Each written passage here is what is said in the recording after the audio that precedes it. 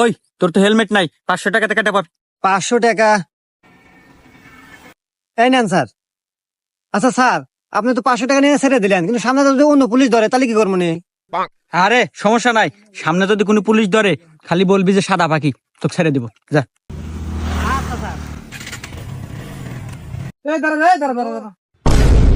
এই তোর তো হেলমেট নাই, নাম গাড়ি থেকে। স্যার, সাদা পাখি। ও আচ্ছা, বুঝছি বুঝছি, যা যা যা।